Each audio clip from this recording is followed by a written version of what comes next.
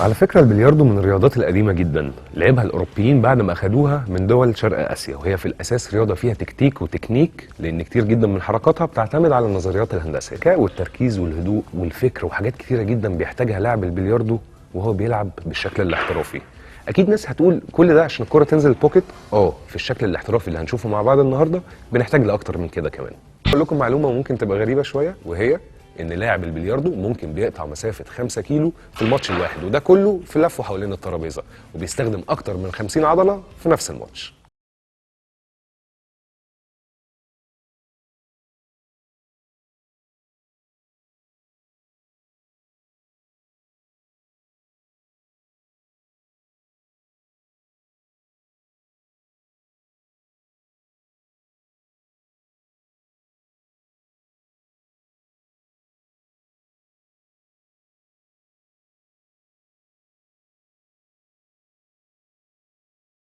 من الحاجات اللي بتميز البلياردو انها رياضه بتبان سهله وبسيطه لاي حد بيتفرج عليها، وده بيشجعه انه يمارسها.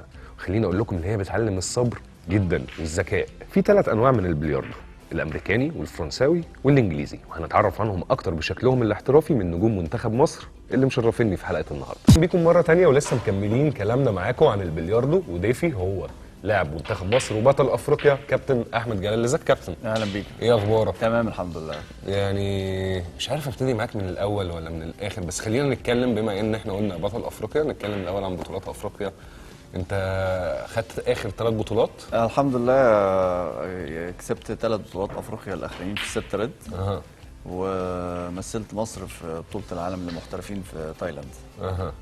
وده يعني انجاز احنا يعني نفتخر بيه وحاجه كويسه، لان احنا ما بنسمعش عن الاخبار دي كتير، وعن ابطال مصر في البلياردو وفي البطولات الافريقيه والدوليه كتير. هو للاسف يعني احنا مش اخدين حقنا شويه في الميديا عامه.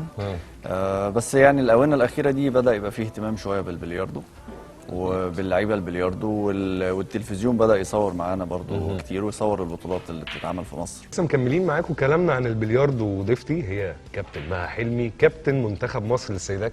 ازيك يا كابتن؟ اهلا وسهلا. ايه اخبارك؟ الحمد لله. عامله ايه؟ كله تمام. عايز ابتدي معاكي من شويه كده ورا شويه. ابتديتي البلياردو امتى؟ من زمان قوي. من زمان قوي. اكتر من 15 سنه. كهوايه ولا كهوايه طبعا. وقت الجامعه كده كنا بنلعب بلياردو وبتاع، وبعد كده سبته بقى فتره طويله قوي. بعد كده رجعت من حوالي 4 سنين تاني. تهيألي البلياردو كان لاجيال كتيره جدا وسيله ترفيهيه قبل الرياضه، يعني كان حاجه ترفيهيه، الناس انترتينمنت. بالظبط، ما هي كلنا كنا بنعملها كده يعني بالنسبه لاجيال كتير هي انترتينمنت بالظبط قبل ما تبقى رياضه. بالظبط. زمان ما كانتش بالنسبه لنا رياضه، زمان بالنسبه لنا كان كل البلياردو كان مجرد تضييع وقت ولعبه حلوه لطيفه بنبقى كلنا مع بعض بس. الموضوع اتحول معاكي امتى بقى من ترفيه لشويه جد؟ من حوالي تقريبا 3 سنين بالظبط.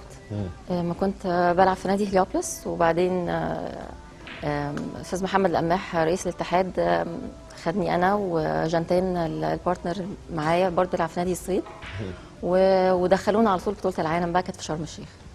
ده يعني على طول دخلونا المنتخب، وبعد كده المعسكر، وبعد كده طلعنا بقى البطوله دي. كانت اول بطوله طبعا، وكانت بطوله عالم.